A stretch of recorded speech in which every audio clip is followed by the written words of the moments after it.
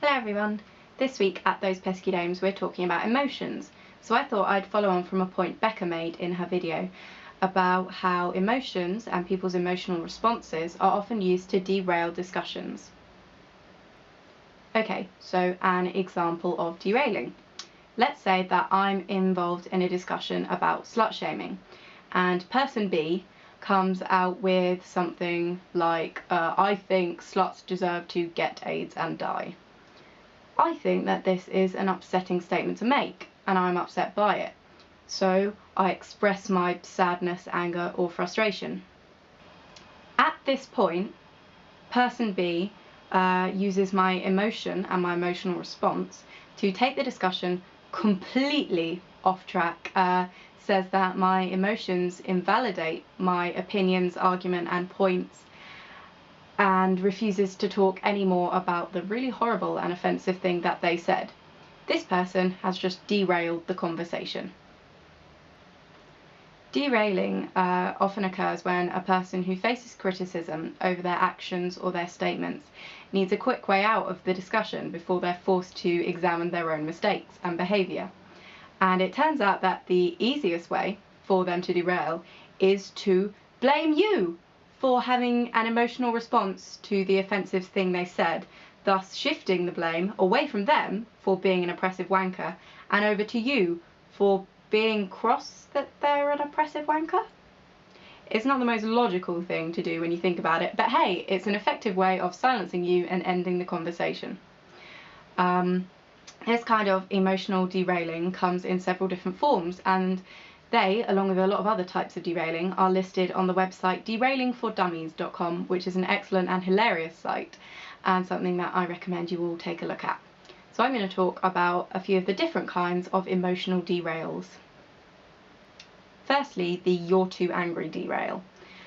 This derail revolves around the idea that by being rightly and justifiably angry over a statement someone has made, you are somehow to blame for single-handedly ruining the discussion and making it impossible for anyone else to be involved in it or continue it. This not so subtle type of derail also kind of perpetuates the idea that your anger is unjustified and invalid. To anyone who has ever used this derail, nobody is obliged to be polite and calm with you if you are making offensive statements about a marginalised group. Okay? Members of that marginalised group do not have to be polite and nice and level-headed with you. They're allowed to be angry. They have a right to be angry over what you've said. Think about that. The "you're too angry" derail is often followed by the "you're being mean" derail, whereby the derailer glosses over the horribly insulting and offensive things that they have said and instead decides that the discussion from now on will be all about you being mean and telling them to fuck off.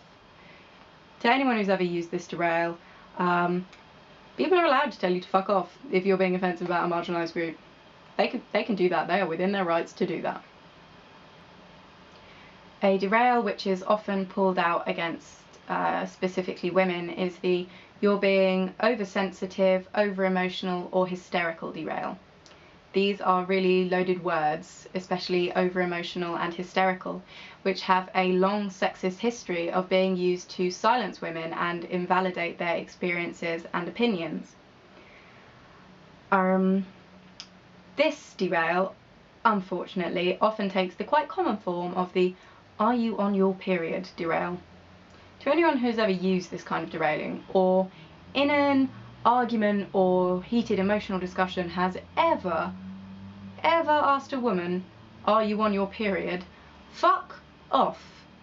We're allowed to be angry about you saying sexist, offensive shit regardless of whether we have back cramps, okay?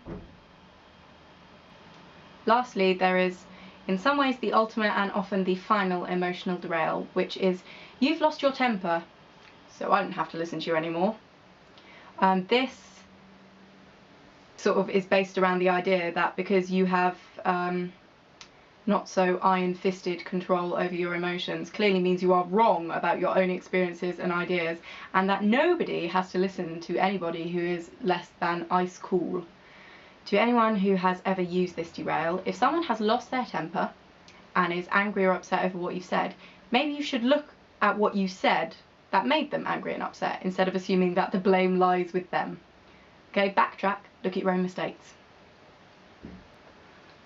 To sum up, please don't use people's justified, legitimate and valid emotional responses to statements you have made to end a conversation and avoid any chance of you examining your own behaviour. Don't be a dick, don't derail.